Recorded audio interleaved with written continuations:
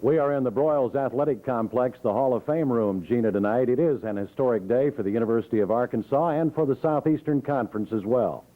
SEC Commissioner Roy Kramer officially offered an invitation to join the SEC to Arkansas this afternoon, and in a unanimous 10-0 vote by the Arkansas Board of Trustees, it was accepted. 1990. The Southeastern Conference announced its first expansion since its founding in 1933. Arkansas announced it had accepted the SEC's invitation to join on August 1st, and South Carolina did the same on September 25th. They would begin play in the conference in 1992. This change also resulted in the creation of the Eastern and Western divisions of the conference.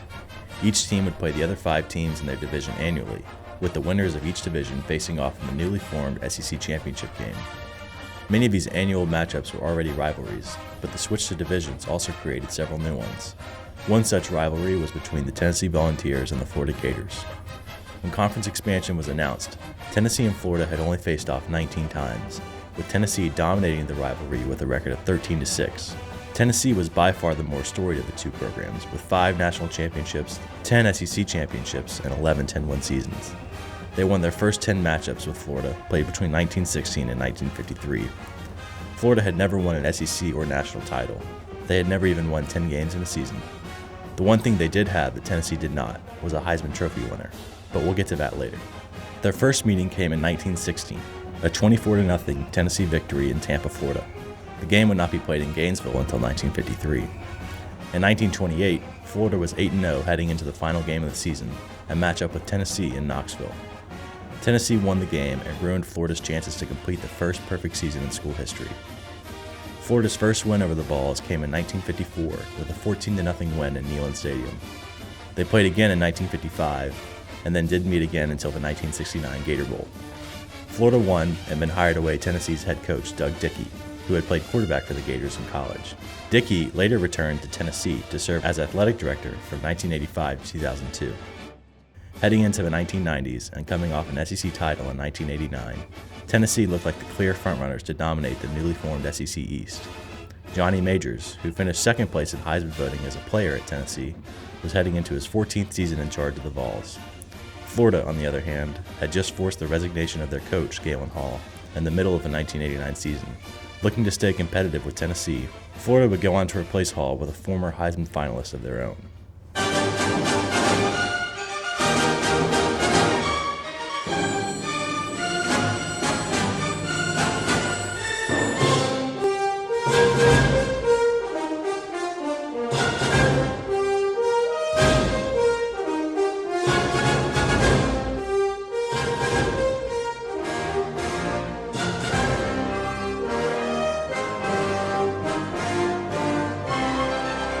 Steve Spurrier was born in Miami Beach, Florida in 1945. He would leave the Sunshine State before his first birthday and moved around the South before ending up in Johnson City, Tennessee.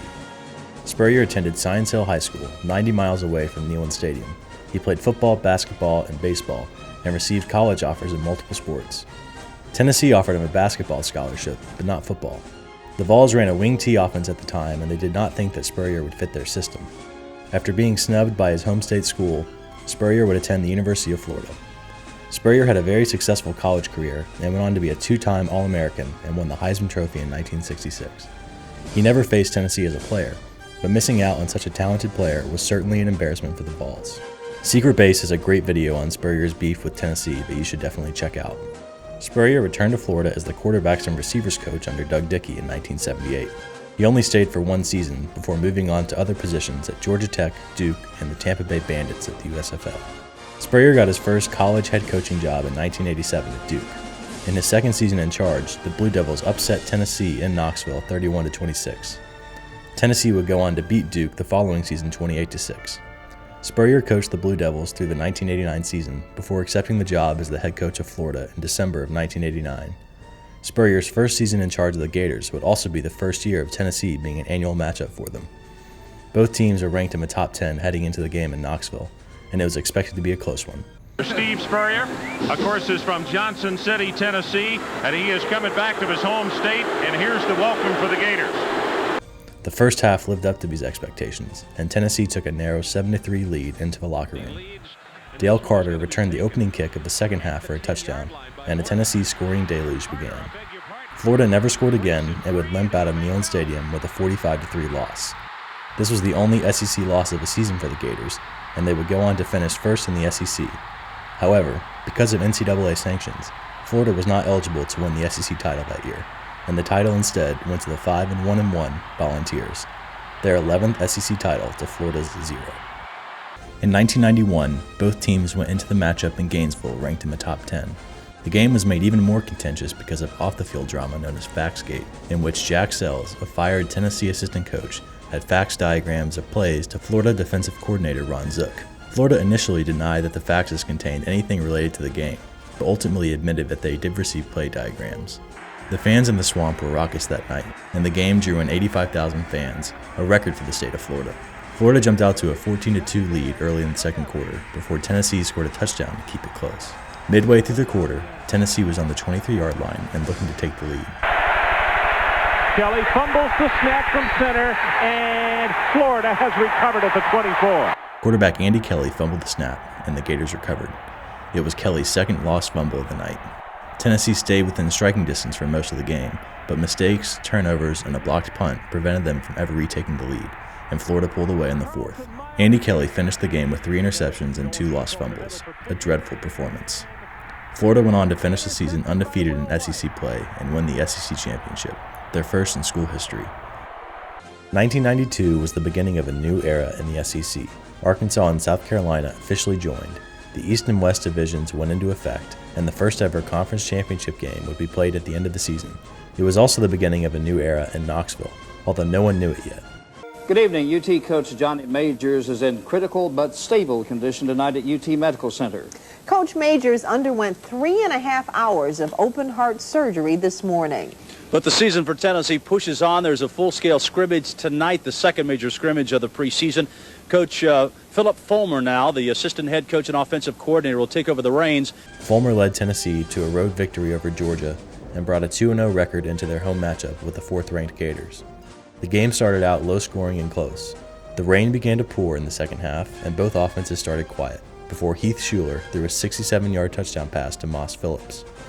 The Vols went on to win 31-14, and Philip Fulmer began his career 1-0 against Spurrier and the Gators. Johnny Majors would return the next week to coach the remainder of the regular season. After Fulmer started 3-0, Majors would go 5-3 in the remaining games and finish 3rd in the new SEC East. At the end of the season, Tennessee bought out the remainder of his contract, and Fulmer was named as the new head coach. He would lead his team to a Hall of Fame Bowl victory over Boston College and finish the season 4-0. Florida won the East and lost to Alabama in the first ever SEC championship game in Birmingham's Legion Field. From the Swamp in Gainesville, Florida, ABC Sports College Football presents a key CFA matchup out of the Southeastern Conference. Number 5, Tennessee, and number 9, Florida. In 1993, Tennessee was still undefeated with Fulmer as head coach, and Steve Spurrier was undefeated as head coach of Florida at home. One of these streaks was about to end. Freshman Danny Warfel led Florida to a 41-34 victory. This would be the first of 7 consecutive seasons where Tennessee and Florida would finish first and second in the SEC East. Florida finished first and once again took on Alabama in the conference title game, this time winning 28-13. They played West Virginia in the Sugar Bowl and won the Sugar Bowl for the first time in school history. They finished the season ranked 5th, and Tennessee finished 12th. Tennessee lost their opening matchup of the 1994 season to UCLA. It was the first time since 1984 that they would go into the Florida game without an undefeated record. Florida, on the other hand, was the preseason number 1 team in the country and had put up 70 points in each of their first 2 games. They carried this momentum into Knoxville and blew Tennessee out 31-0. It was the first time Tennessee had been shut out since 1981 and was their worst ever home SEC loss. Florida would later lose to Auburn, but still finished first in the East. They went to their 3rd consecutive SEC title game and gave undefeated Alabama their only loss of the season. They then lost in the Sugar Bowl to Florida State. Tennessee would have a disappointing season, finishing 2nd in the East with a record of 7-4. It was the first time since 1988 that they had not been ranked in the top 5 at any point during the season. 5 years into the rivalry, Florida had established themselves as the firm leaders. In the first half of the 1990s, they had a 3-2 record against Tennessee, 3 SEC championship game appearances, 3 conference titles, 3 Sugar Bowl appearances, 3 top 10 finishes, and their first 3 10-win seasons in school history. Steve Spurrier had taken them to new heights and had made them a true power that could contend for national championships. Tennessee had 1 conference title, no championship game appearances, 1 Sugar Bowl appearance, 1 top 10 finish, and no 10-win seasons. Expectations were high for both teams going into 1995. Both teams were preseason top 10, and both were undefeated heading into their matchup. Both teams were led by future college football Hall of Fame quarterbacks, junior Danny Wuerffel and sophomore Peyton Manning. This was set to be the best Tennessee-Florida game yet. Tennessee had not won in Gainesville since 1971, when Philip Fulmer was a player. The Vols were eager to break this streak, and it didn't take long for them to get started. Peyton Manning completed a 72-yard pass to Joey Kent on the first offensive play and quickly took a 7-0 lead. Both teams had little trouble scoring, and late in the second quarter, Florida had the ball at midfield down 23-14. A lot of people to the line. Here comes the blitz on Wuerffel, stepping up, looking. He's in trouble. He fumbles the football. It has been picked up by Tennessee at the 45, to the 40, to the 35, to the 30, to the 25, to the 20, to the 15, 10, 5, 4, 3, 2, 1, 6. 42 yards, Raymond Austin. Tennessee led 30-14, and it looked like they were finally going to beat Spurrier in Gainesville. Danny Wuerffel led the Gators down the field and made the score 30-21 just before the half. Tennessee made it all the way to the Florida 5 on their first drive of the second half, but walked away with nothing after a missed field goal. Florida marched down the field again, and after a touchdown pass from Wuerffel, it was 30-28. Tennessee was able to move the ball on their next drive, but fumbled the ball back to Florida. After another touchdown pass from Wuerffel, Florida took their first lead of the game. The Gators scored touchdowns on 7 consecutive drives and won the game 63-27. It was the most points scored against Tennessee since 1893. Florida now had 3 straight wins over Tennessee and firmly cemented themselves as the leaders of the East. They killed Arkansas for their 3rd straight SEC title and suffered their only defeat of the season in the Fiesta Bowl against Nebraska. Tennessee went unbeaten the rest of the way, finished 2nd in the East, and beat Ohio State in the Citrus Bowl. Florida finished ranked 2nd in the AP poll and 3rd in the coaches. Tennessee finished 3rd in the AP and 2nd in the coaches. Wuerffel finished 3rd in Heisman voting, and Manning finished 6th. Both teams had even higher expectations going into 1996. Wuerffel and Manning both returned, and their teams were ranked 2nd and 4th to start the season. Newly expanded Neyland Stadium would host over 107,000 fans for the matchup of the 2 undefeated teams. This game would not live up to the hype. Danny Wuerffel threw 4 first-half touchdowns and got Florida out to a 35-0 lead with over 10 minutes left in the second quarter. Peyton would throw 4 touchdowns of his own and get Tennessee back within 1 possession, but with only 10 seconds to go, there simply wasn't enough time, and they would lose 35-29. Both teams would go undefeated the rest of the season, except for losses to in-state rivals, Florida to Florida State and Tennessee to Memphis. Tennessee beat Northwestern in the Citrus Bowl and finished the season ranked 9th. Florida beat Alabama for their 4th straight SEC title and won their rematch with the Seminoles in the Sugar Bowl and were declared national champions, their first in school history. Danny Wuerffel won the Heisman Trophy, Florida's first win since Steve Spurrier. Tennessee was still without one. Tennessee had dreams of a national title and a Heisman Trophy going into 1996. Not only did neither of those things happen, but they had to watch their rival team win both awards. Peyton Manning was likely to leave for the NFL draft, with 0 wins over Florida and 0 SEC championship game appearances. And despite finishing in the top 10 in both of his seasons as a full-time starter, some people viewed his time at Tennessee as a disappointment. Peyton Manning is coming. Let's hear what he has to say. Everybody is waiting and getting a nice hand as he steps to the microphone. I'm not going to try and make this a dramatic ordeal, but there are a few comments I'd like to make. I guess the one thing that's been running through my mind over and over the past couple of months has been to hurry up and know, Peyton, hurry up and know. That's what I've been telling myself. Well, yesterday morning I woke up with a huge sense of relief because I finally knew what I was going to do. I made up my mind, and I don't expect to ever look back. I'm going to stay at the University of Tennessee.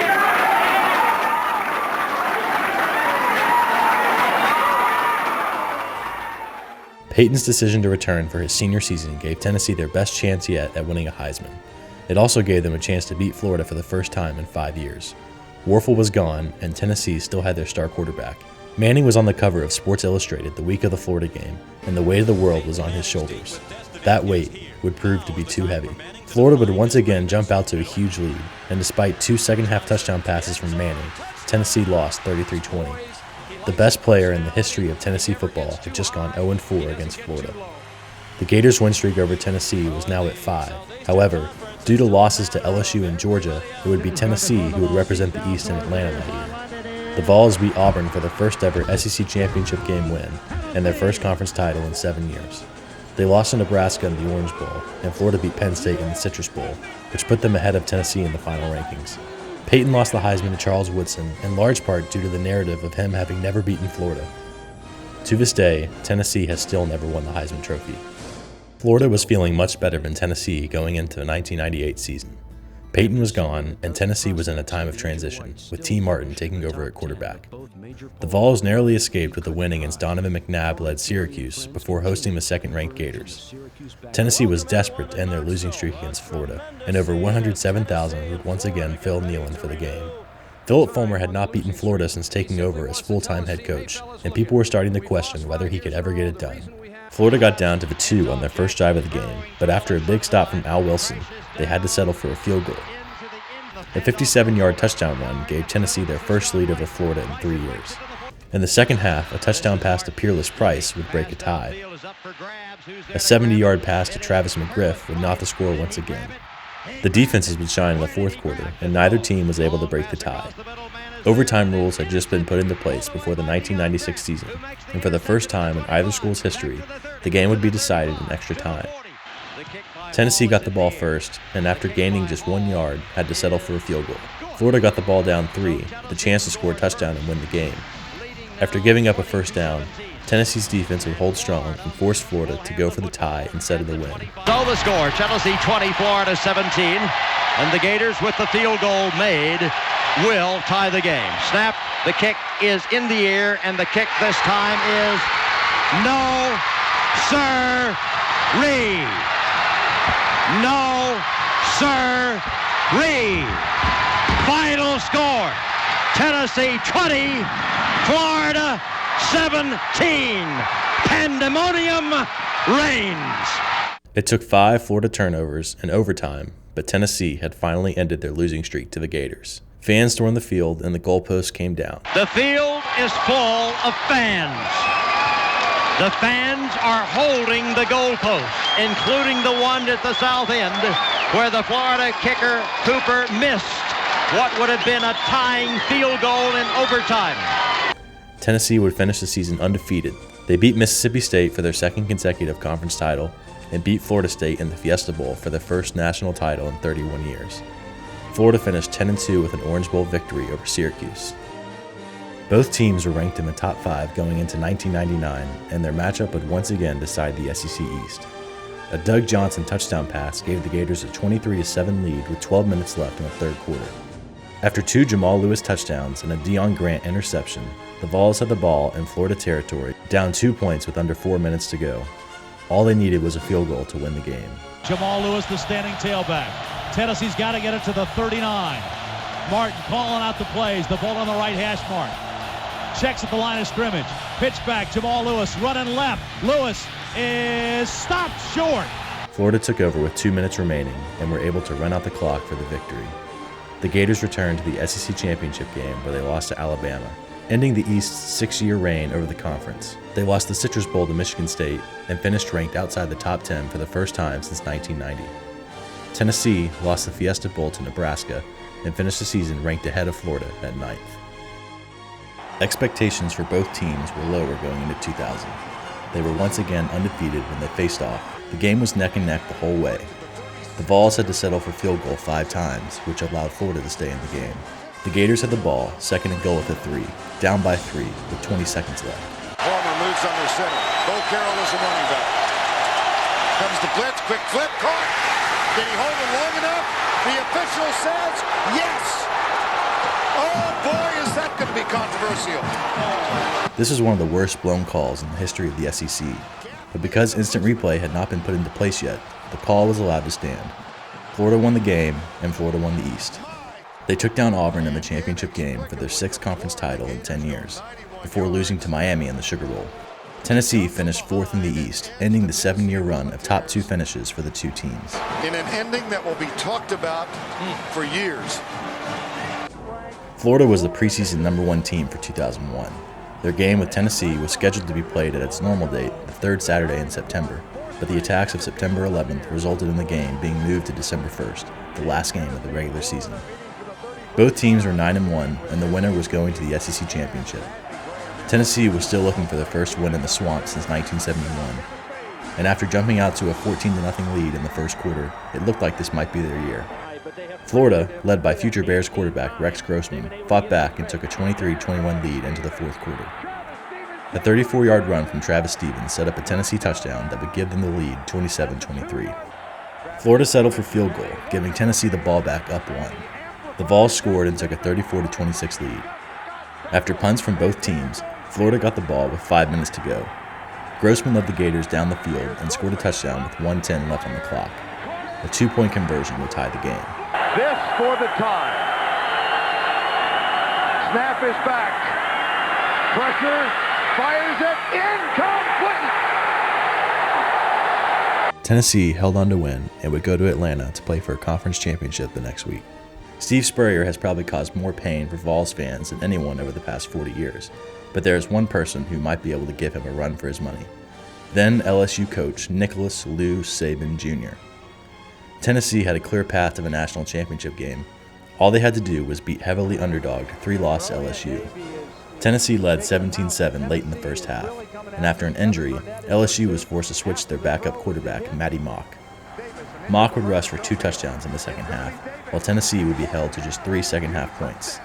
LSU won 31-20 and relegated Tennessee to the Citrus Bowl. Many Tennessee fans consider this loss to LSU to be the most painful loss in school history. This memory is made even more painful by the fact that it marks the end of Tennessee being a perennial national championship contender.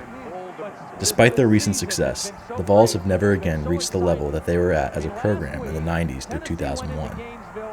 Florida blew out Maryland in the Orange Bowl, but 2 days later, some major news would rock their program. On January 4th, 2002, Steve Spurrier resigned as head coach. 10 days later, he was given his first NFL head coaching job by the Washington Redskins. The Gators would replace him with former assistant coach and fax recipient Ron Zook. Steve Spurrier's 12 years at Florida were truly remarkable. He led the Gators to 12 top 25 finishes, 10 top 10 finishes, 6 top 5 finishes, 9 10-win seasons, 7 SEC East titles, 6 conference championships, and a national championship. He had an 8-4 record against Tennessee.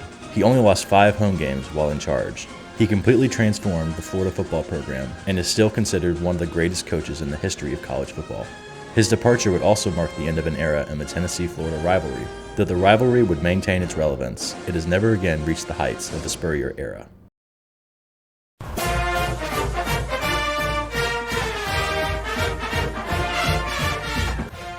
While the 90s had been a decade of dominance for Tennessee and Florida, it had been a decade to forget for the other major power in the SEC East.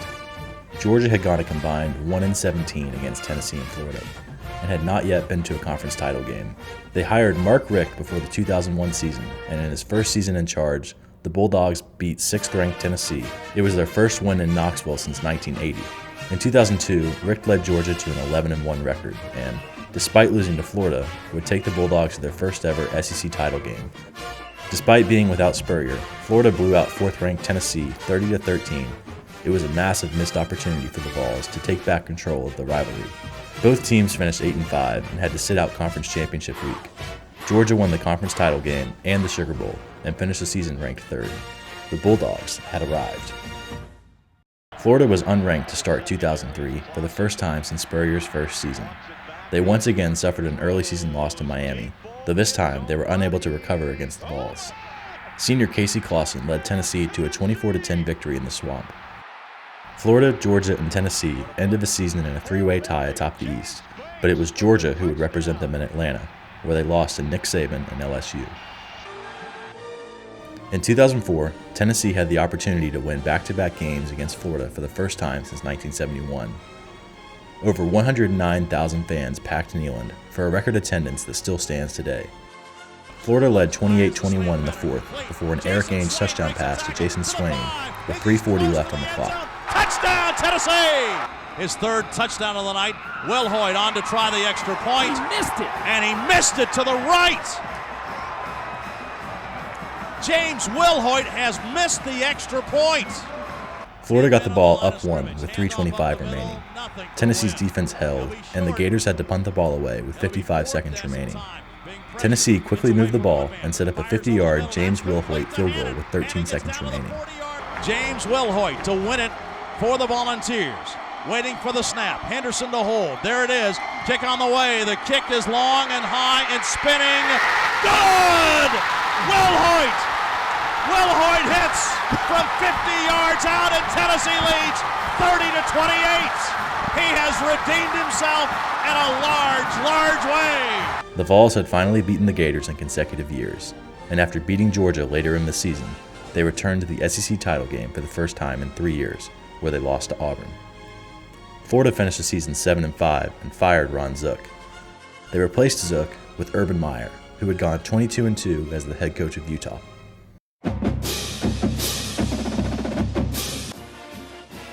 In Meyer's first season in charge, he beat the Vols, who despite being ranked 3rd to start the season, would finish 5-6. It was their first losing season in 17 years. Florida finished 9-3 with wins over all 3 of their biggest rivals.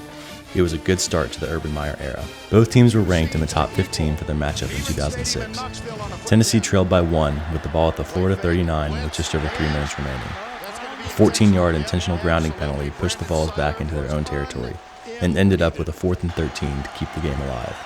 Florida's bringing 4. Ainge intercepted, picked off at the 23-yard line.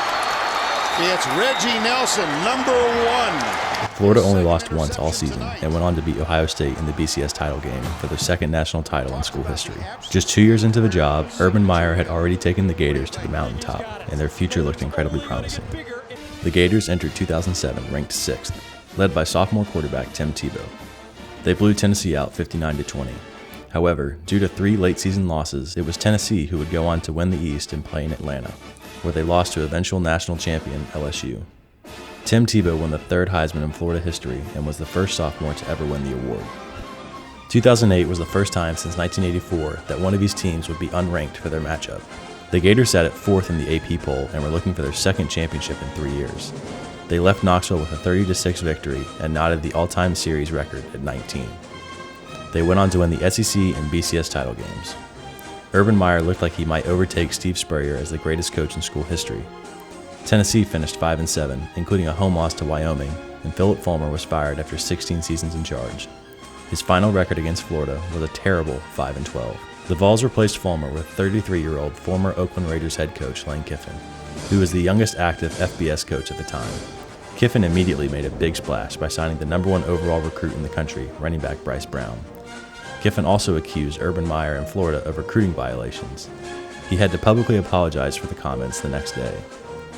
Tim Tebow had decided to stay at Florida for his senior season, and the Gators entered the season as the top-ranked team in the country. They had their first real test of the season in Week 3 against the Volunteers. They won 23-13 and finished the season undefeated.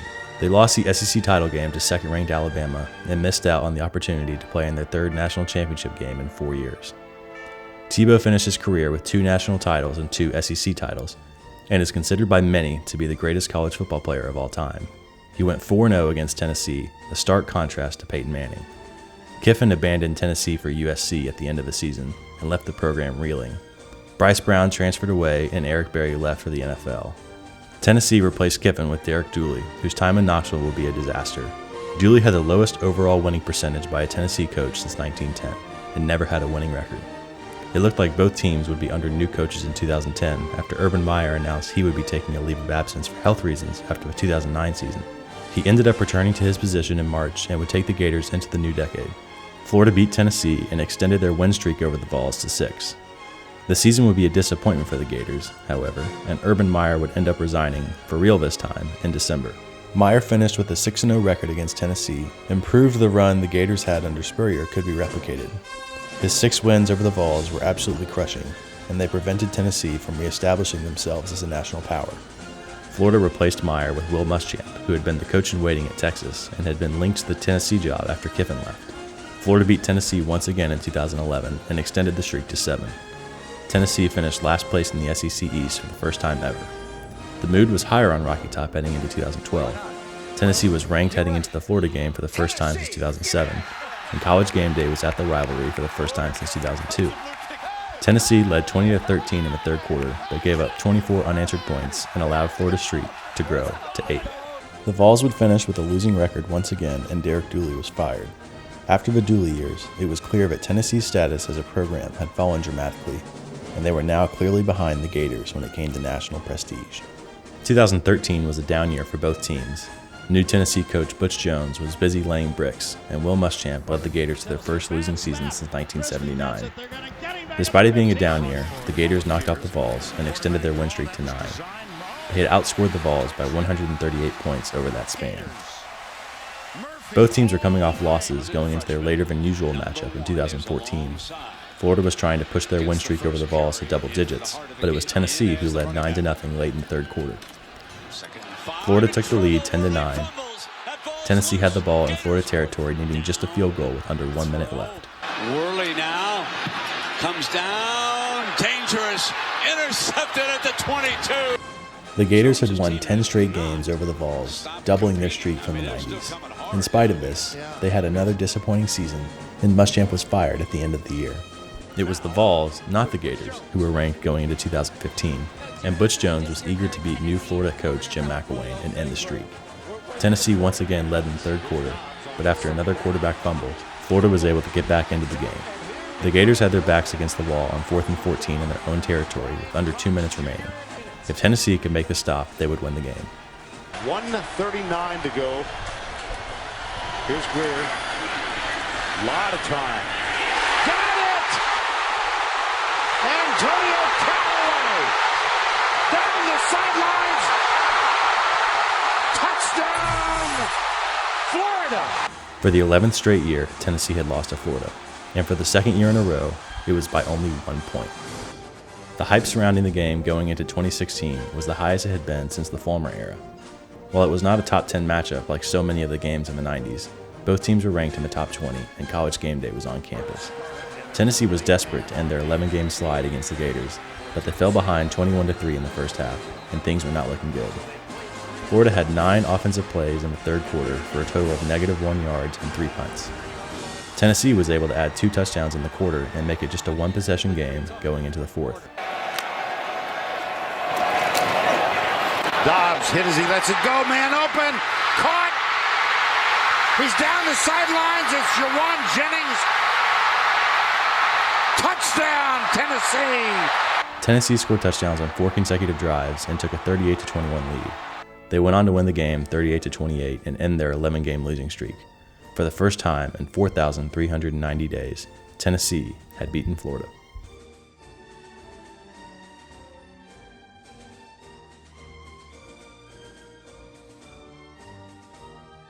Both teams were ranked when they met in 2017. Florida scored a touchdown to go up 20-10 with 5 minutes left in the fourth quarter. The Vols scored a quick touchdown, intercepted a pass from Felipe Franks, and made a field goal to tie the game with 50 seconds left.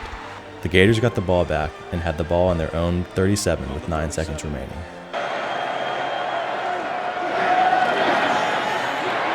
In trouble in the backfield, wants to throw now, and he's going to go deep. And I mean deep, and I mean touchdown, Florida!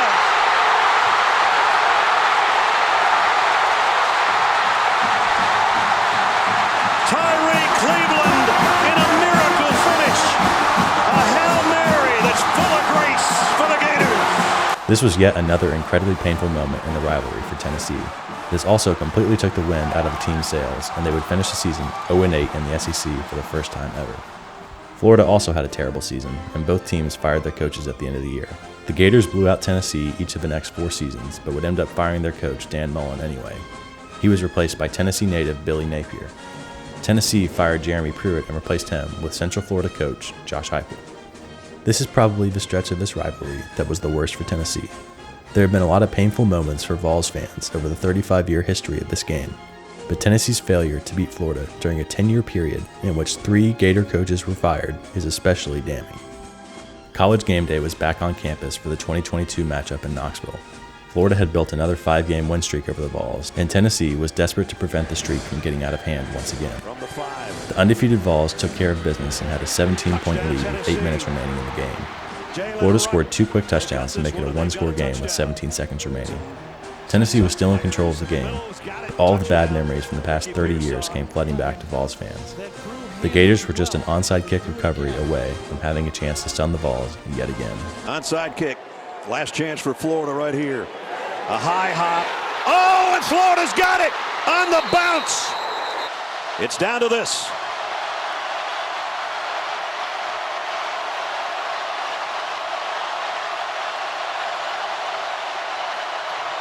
Final play of the game. Richardson pressured. Throws at the last moment, and it's intercepted by the Volunteers. There will be no comeback. Tennessee wins it. The Vols were ranked 11th in the nation and heavily favored when they traveled to the Swamp in 2023. They were desperate to get the win and avoid going 20 years without a road victory against the Gators. They took a 7-0 lead on their first drive of the game, but fell behind 26-7 at the half. They were able to gain back some ground in the second half, but had simply dug themselves too deep of a hole and lost the game 29-16. This was a massively demoralizing loss for the Vols, made worse by the fact that the Gators finished the season 5-7. Tennessee was the better team, but Florida simply had their number just about every single year. 2024 saw the additions of Texas and Oklahoma to the SEC and the elimination of the divisions that had created this rivalry in the first place. Tennessee and Florida would meet in 2024 and 2025, but the future beyond that was unclear. The Vols were ranked 8th going into their matchup against the 2-loss Gators in 2024, and were still contenders to make the newly expanded 12-team playoff. The first half was incredibly ugly, and Florida took a 3-0 lead into halftime. Graham Mertz had fumbled the ball at the 1-yard line, preventing them from having a 10-0 lead. Tennessee led 17-10 late in the fourth quarter before a Florida touchdown with 29 seconds remaining. Billy Napier elected to keep the offense out and go for 2 to win the game. The Gators with a trick play formation. Line up Lagway. And now a timeout with the play clock winding down. Billy changed his mind and kicked the extra point, sending the game to overtime. A missed Gator field goal and a Dylan Sampson touchdown in overtime gave the Vols the victory. For once, it was Florida who had choked away the game. Tennessee had won 2 out of 3 against the Gators for the first time since 2004, and Josh Heupel became the first Tennessee head coach to have multiple victories over Florida since Philip Fulmer. The Vols went on to win 10 games and make their first college football playoff appearance. Billy Napier would survive being fired that season, but was let go in 2025. Napier finished with a 1-2 record against the Vols, making him the first Gators coach since Bob Woodruff to have a losing record against Tennessee. The new SEC permanent rivalries were announced in 2025, and Tennessee and Florida were not included. This wasn't much of a surprise, but it was still a little bit sad to see it finally confirmed. It is probably the second most notable omission behind Alabama-LSU. 2026 will be the first time since 1989 without the matchup, and 2025 will be the finale of this era of the rivalry. Tennessee will be favored over the Gators when they play this season, and it would be a massive missed opportunity if they were to lose. If they do win, Josh Heupel will become the first non-interim head coach at Tennessee to have a winning record over the Gators since Bill Battle. Florida leads the series 26-9 since it became an annual matchup. With a record like that, many Vols fans will surely be relieved to see this game go away. The series has been lopsided and has lost some of its luster. In the same way that Kentucky always manages to lose to Tennessee, Tennessee always finds a way to lose to Florida. Georgia has been to 7 of the last 8 SEC championship games, and after they won a combined 1-17 against Tennessee and Florida in the 90s, the Bulldogs have gone 17-1 against them over the past 9 seasons. This series was only played annually for 36 years, which is very short in the grand scheme of college football, but it had an outsized impact on the sport during that time, and it will be remembered fondly by SEC fans. It's a shame that it's going away right when it looks to finally be evening out, but then again, there's no guarantee that Tennessee wouldn't find a way to lose another 5 or 10 straight anyway. It will be interesting to see how it changes once it moves away from being an annual matchup. It will certainly remain a very passionate and contentious game for both fan bases, but I wonder if it will even out a little bit with games against teams like Auburn, who was a traditional rival for both of these schools before 1992, but has rarely played either one since. Lane Kiffin is rumored to be the leading candidate for the Florida coaching job, and if he ends up in charge of the Gators, this game could become even more hostile than ever, despite not being an annual occurrence. Florida has already won a Heisman and national championship with an East Tennessee native. If they were to be successful with a hated former Tennessee coach in charge, well, let's just say Vols fans will be very, very upset. And who knows, the SEC permanent opponents will be reevaluated in 4 years, and we could see this game brought back.